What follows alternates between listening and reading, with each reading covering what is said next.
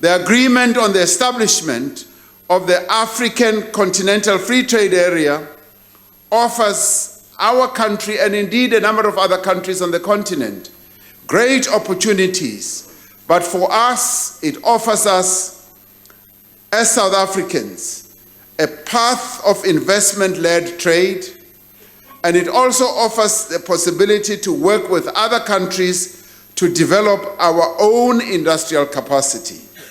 Since President Cyril Ramaphosa took over the highest office in the land, economic diplomacy has been one of his focal points. He has been a mediator in Lesotho as it been battling with political instability.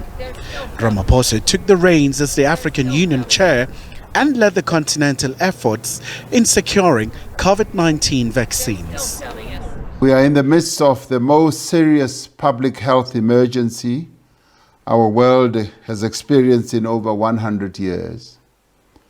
Containing the coronavirus pandemic has dwarfed all other issues facing the international community and individual countries. The pandemic has profound social, political, economic, and security implications for all of us. It is impacting on human health, the economies of all affected countries, and the livelihoods of millions of people. Although the virus has affected both developed and developing countries, it is the poor who suffer the most. As the multilateralism is under scrutiny, and South Africa, under Ramaphosa's administration, has been calling for the transformation of global institutions like the United Nations, Security Council, and other key global financial institutions. South Africa also hosted the BRICS summits, where a number of important decisions were adopted as the influential bloc expanded. BRICS also stands for sustainable development. We are an inclusive formation of developing and emerging economies that are seeking to work together to benefit from our rich histories, our rich cultures, and systems to advance the prosperity of the peoples of our countries. We do so because we know that poverty, inequality, and underdevelopment are the biggest challenges facing humanity.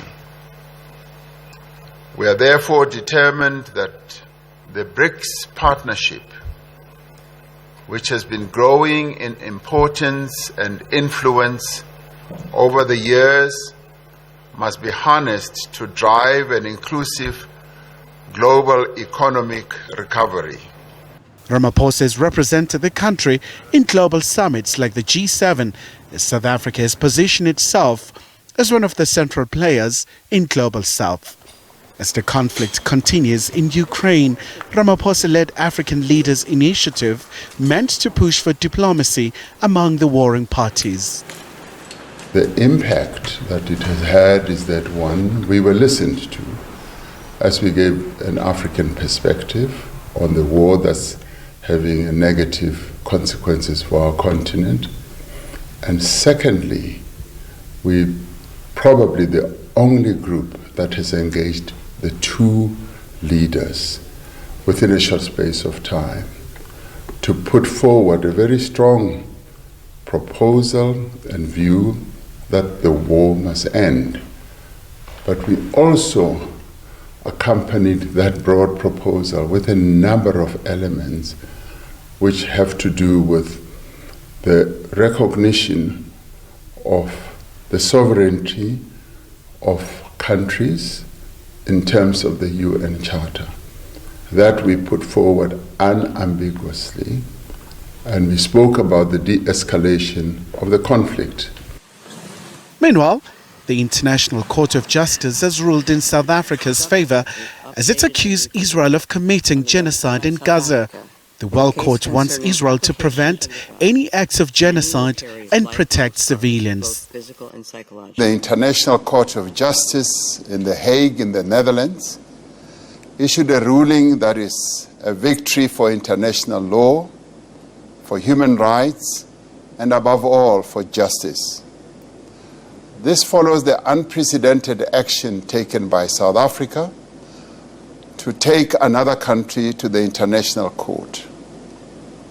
On the 29th of December 2023, South Africa filed an application instituting proceedings against the State of Israel for the violence it has unleashed on the people of the Gaza Strip, arguing that Israel was in breach of its obligations under the convention.